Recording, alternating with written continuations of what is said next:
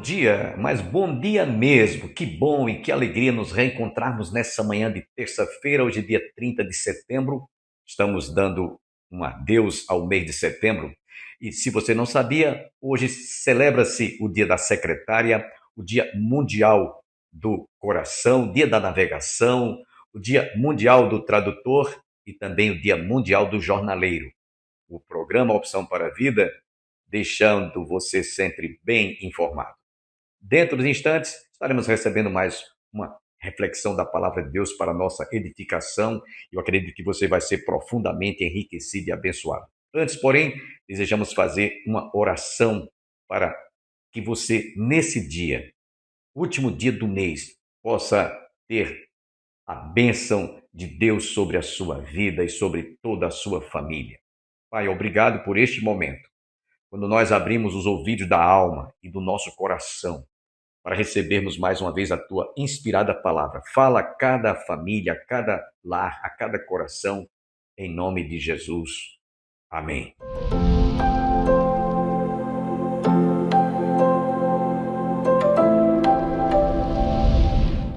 Filipenses 1:6 diz assim a palavra do Senhor: estou plenamente certo de que aquele que começou a boa obra em vós há de completá-la até o dia de Cristo Jesus. Então, a nossa escola bíblica de férias, propôs para nós essa temática para ser trabalhada esta manhã. E essa mensagem, então, eu penso ela que é um convite para que a gente venha a entender e a meditar confiando nas verdades consolidadas da fé cristã encontradas em Filipenses 1:6. Aqui é uma promessa de que a obra do Senhor, ela vai se completar. É uma promessa para todos os cristãos de que a obra dele vai ser completa. Estamos na carta então aos Filipenses. E me deixa só ir ao contexto dessa carta para que a gente possa entendê-la.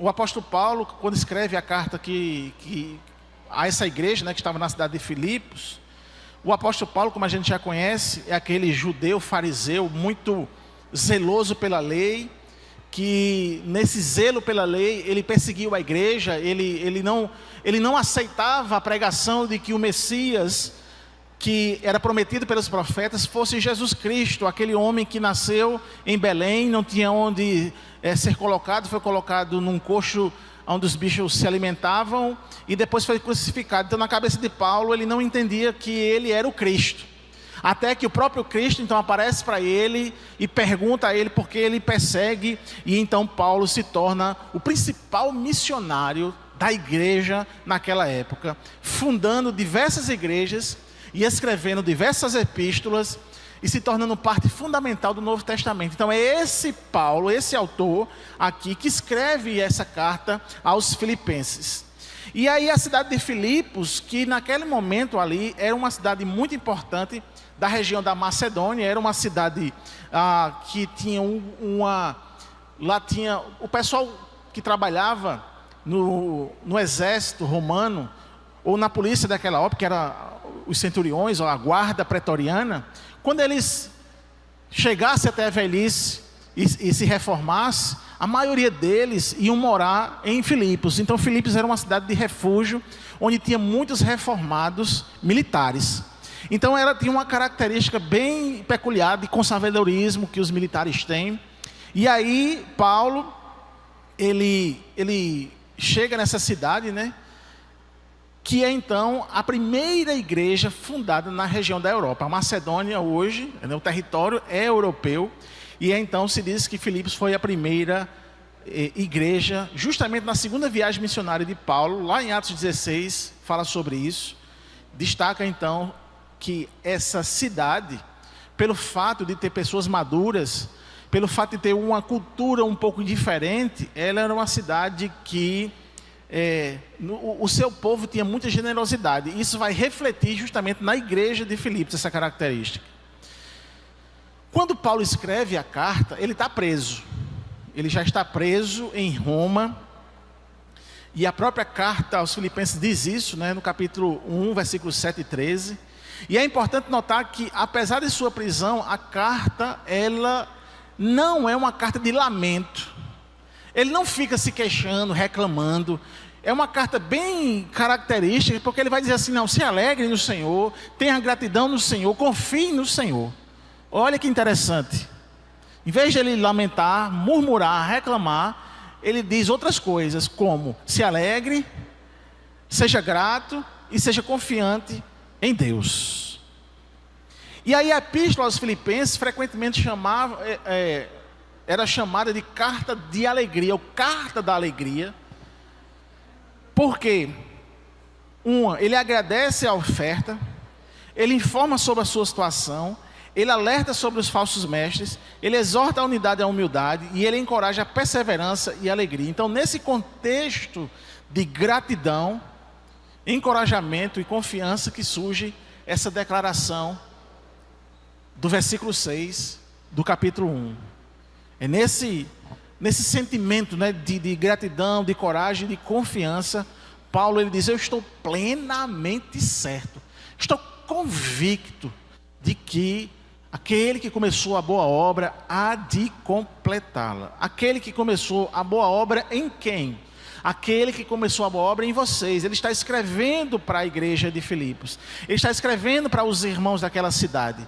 E ele está dizendo com muita certeza que, independentemente das circunstâncias a qual eles estão inseridos, aquele que começou a boa obra, e ele aponta para quem começou a boa obra, ele não vai apontar para ele mesmo, ele não vai apontar para a igreja de Jerusalém, que naquela época era a agência missionária, também com a igreja de Antioquia, ele aponta para Deus.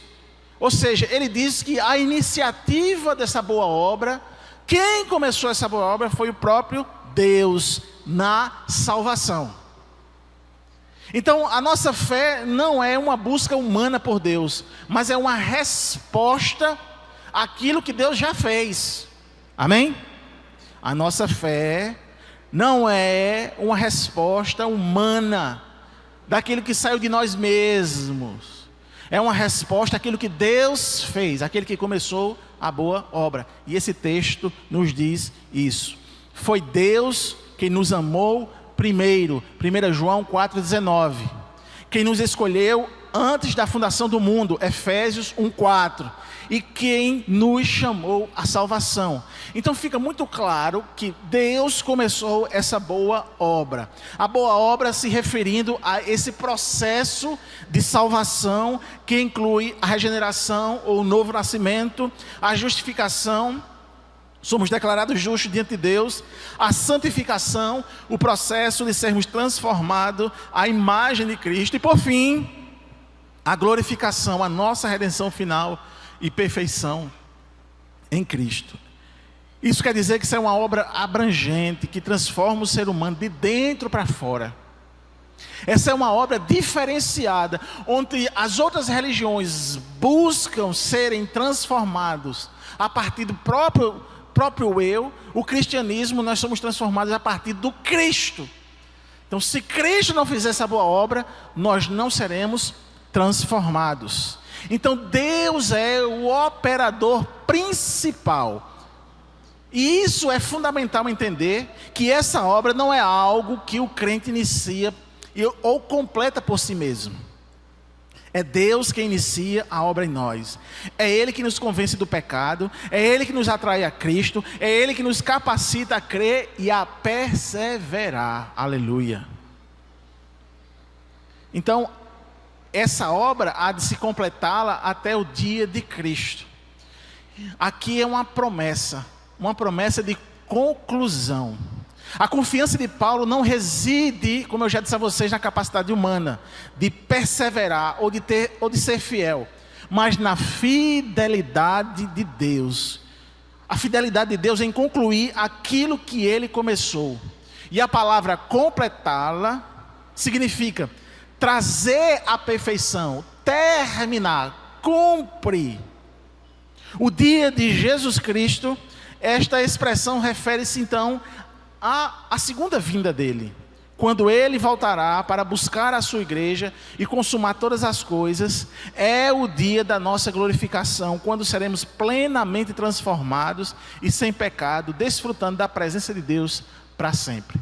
O interessante de entender essa questão de que Ele começou a boa obra, entendemos que essa boa obra começa a partir do momento que o Senhor Jesus nos acha, o Senhor Jesus fala da sua palavra para nós, usa de algum locutor para falar da sua palavra, ou lermos a sua palavra, e entendemos, irmãos, que a gente pode estar em qualquer situação, ou inserido em qualquer, até mesmo, religiões, mas se falar de Jesus, e o Espírito Santo nos transformar, Ele começa então a trabalhar essa boa obra em nós. Isso quer dizer, irmãos, que quando Ele começa essa boa obra, Ele começa a nos transformar e, consequentemente, vamos procurar a verdade, que é o Evangelho. Isso nos traz outra característica importante dessa confiança na obra de Deus. Ou seja, confiar na obra de Deus é confiar que, apesar das nossas dúvidas, apesar das nossas quedas, apesar de qualquer coisa que a gente tenha feito, a segurança da nossa salvação está em Deus. Essa promessa de Deus de completar a sua obra nos dá essa certeza de segurança eterna. Se Deus começou, Ele termina. É como se Paulo chegasse assim para a igreja de Filipe e dissesse assim: olhe para Deus. Quem é Deus? Criador dos céus e da terra, o Todo-Poderoso, o insondável, o imutável, amor incondicional. Então, quando você olha para Deus e não olha para a sua circunstância, não olha para você mesmo, Paulo está dizendo assim: isso dá-te capacidade de entender que Deus, que fez todas as coisas e que começou essa obra, será que Ele é fraco ao ponto de desistir? Ou é fraco ao ponto de ver obstáculos, Deus vê obstáculos e diz assim: não vou não, porque esse obstáculo está muito difícil para mim. Então é nessa característica que o apóstolo Paulo diz de forma muito segura, de que ele está seguro em Deus, porque foi Deus que começou essa obra, e essa obra nos dá segurança eterna. Agora, uma coisa eu preciso dizer aqui: nossa salvação não depende dos nossos méritos ou de nossa performance impecável, mas da perfeição e fidelidade de Cristo. Amém? Então isso não nos dá licença para pecar, porque é uma confusão muito grande também. Quando a gente fala da segurança de salvação em Cristo, muitos pensam que nessa segurança eu posso pecar à vontade. Isso acontecia principalmente na igreja de Corinto. Isso aconteceu lá, que alguns irmãos pensavam assim. Em Roma também pensaram da mesma forma. Então eu vou pecar porque a graça de Deus vai ser suficiente para salvar. E aí é importante notar que o nosso nível de santificação, a partir do momento que conhecemos a Cristo de verdade, ele aumenta, ele não diminui. É outra falácia, é outro erro também pensar de que o nosso nível de santidade, de se parecer com Cristo, diminui. Não. Uma vez que conhecemos a Cristo, uma vez que aceitamos a Cristo, uma vez que fomos regenerados, a nossa natureza, ela vai se transformando, como ele diz lá em Romanos capítulo 12, versículo 2. Essa metamorfose, essa transformação, ela é contínua.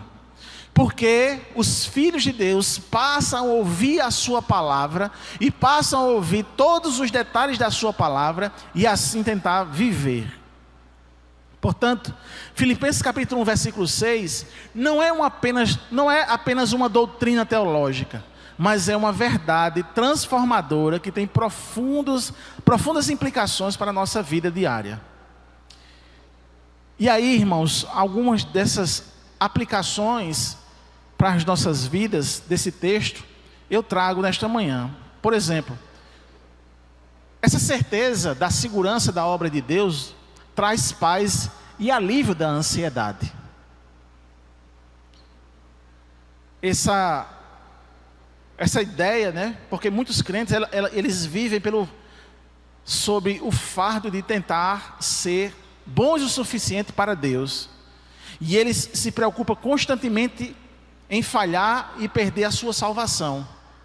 Mas Filipenses 1:6 nos diz e nos liberta dessa ansiedade, pois nos lembra que a obra é de Deus, é Ele quem nos capacita a crescer. Consequentemente, essa ideia da confiança na obra de Deus nos traz descanso na graça.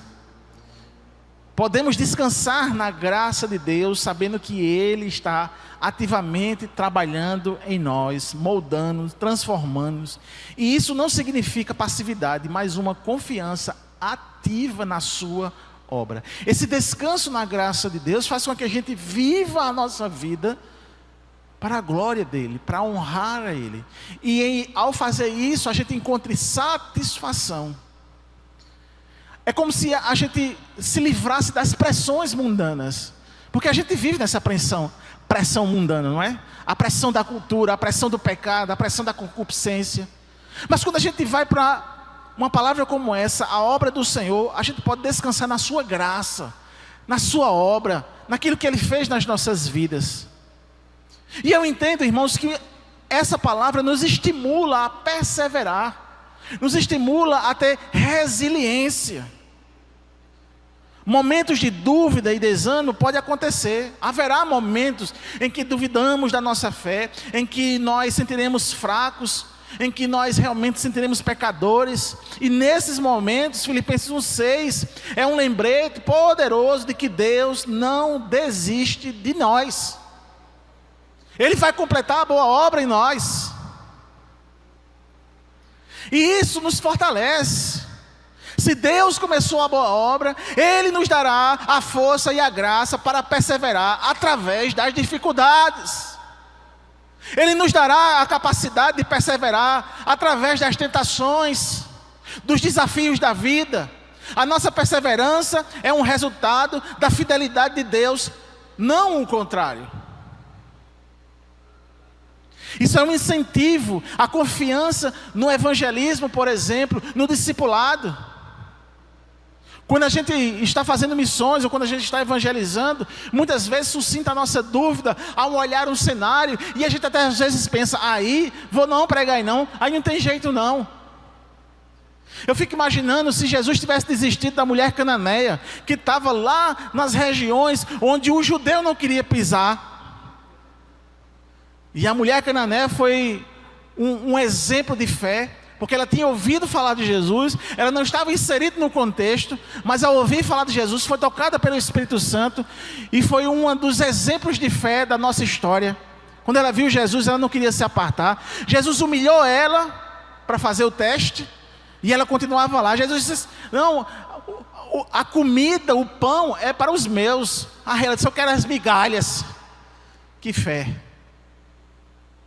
Então, essa obra que Deus começou em nós, irmãos, o que Filipenses diz aqui, essa carta aos Filipenses diz aqui, é um incentivo à confiança, é um incentivo a propagar o Evangelho, aonde a gente menos espera, suscita um crente.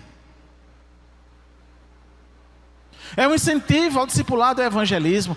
É um incentivo para que a igreja entenda que ela precisa investir nesse tipo de coisa. Eu sempre conto essa história quando eu estou falando sobre a confiança no evangelismo e no discipulado. E alguns dos irmãos aqui da igreja do Calvário que foram para o projeto conheceram a menina. Principalmente a minha filha que foi, conheceu a menina da história que eu conto. Quando eu estava pastoreando outra igreja, em outra cidade, a gente tinha um sítio que ficava bem longe. E era um sítio de difícil acesso. Muitas vezes a gente não queria nem colocar o carro lá para não quebrar. Mas por obediência a gente metia o carro lá. E a gente ia para esse sítio no domingo, fazia evangelismo. Eu me lembro que num desses evangelismos que a gente foi, eu entrei na casa com mais 3 pessoas. E aí eles deixaram a gente entrar, a gente falou lá um pouco. Quando a gente saiu, me disseram que o dono da casa fez 4 cruzes e enterrou. E a promessa dele disse que ia desenterrar essas cruzes quando começassem a morrer os 4 que entraram lá. Agradeço a você que esteve conosco. Esperamos em Deus nos reencontrarmos amanhã para ouvirmos a continuidade desta palavra que eu acredito falou profundamente ao seu como ao meu coração. Até amanhã. Tenham todos um bom dia.